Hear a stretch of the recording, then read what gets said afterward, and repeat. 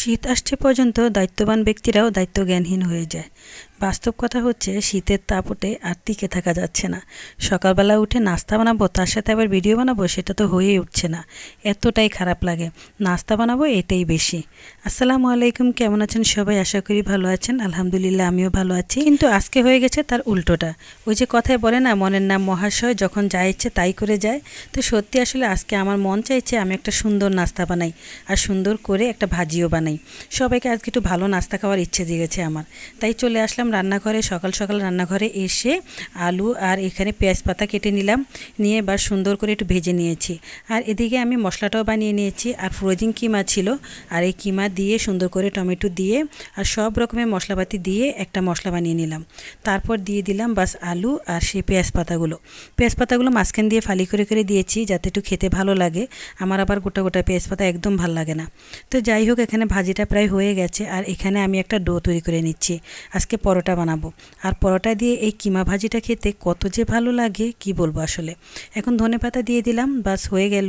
কি সুন্দর হয়েছে দেখেন, খেতে কিন্তু ভীষণ মজা হয়েছে। আর এখানে ডোটাও তৈরি হয়ে গেছে। আর এখন আমি লিচি কেটে নিচ্ছি। লিচিগুলো একদম মেপে মেপে কাটছি, যাতে সবাই দুইটা করে পরোটা খেতে পারে।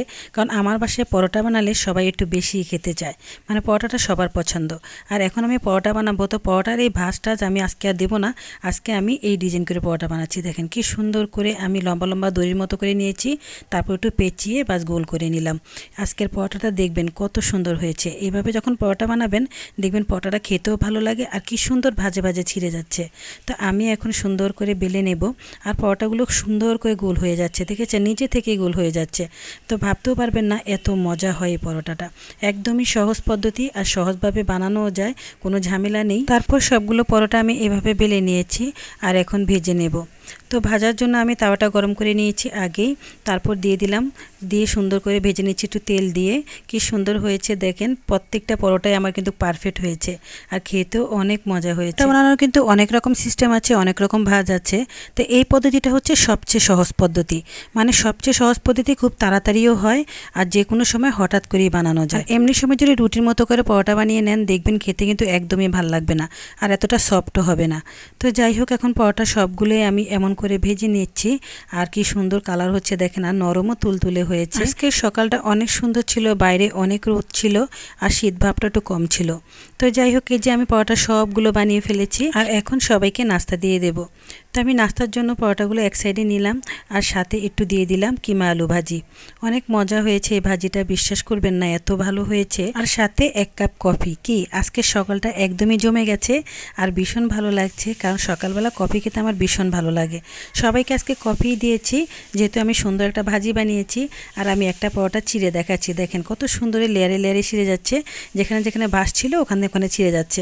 কত সুন্দর হয়েছে, আর নরম তুলতুলে হয়েছে। খেতে যে এত ভালো হয়েছে কি বলবো আসলে।